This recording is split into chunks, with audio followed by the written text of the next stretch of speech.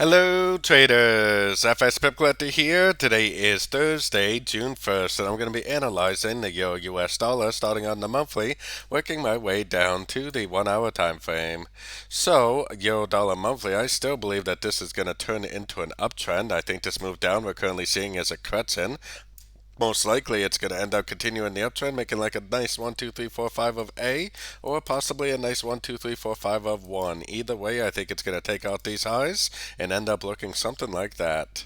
So let's head down to the weekly time frame. On the weekly time frame, I do believe that this first move up right here is a trend, which is a wave 1.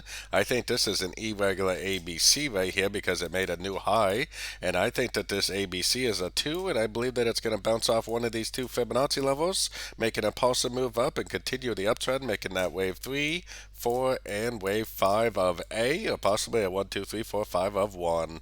So let's head down to the daily time frame. Daily time frame is where you can actually start to see the trend that is forming for here, for which I think is still possibly a wave C. We are sitting at the 78%, and that definitely is an area where wave C could end. So if it does go up, if it does break structure, I will definitely stop looking for shorts and I'll start looking for longs and an uptrend, because that probably would be the end of a wave 2 and the beginning of a wave 3. Now I am definitely not going to start looking for longs until I see a nice clear break and hold above structure on the sort of time frames, because it very easily could just keep drifting down to one of these lower time frames. So let's head down to the 4 hour time frame. On the 4 hour time frame, our last major structure level is right here, so unless price actually takes out that structure level, I am definitely still only looking for shorts.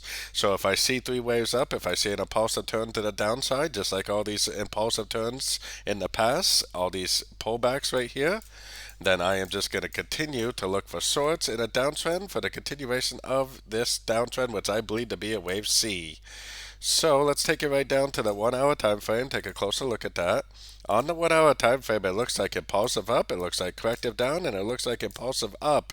It probably is going to go up to at least a 61 to the 78%, probably more likely to 61. Then if it makes an impulsive turn to the downside, then I would definitely call that an ABC correction, and I would definitely go short for the continuation of the downtrend.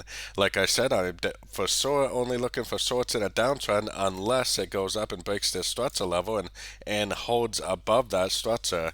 If it does break that structure and hold above that structure, then I'll stop looking for shorts in a downtrend and I'll start looking for longs in an uptrend, because this is probably going to be the end of an ABC correction if it does go up and break this structure level. So don't forget to join my free Discord channel. The link for that is on the screen and in the description. Thanks and happy trading.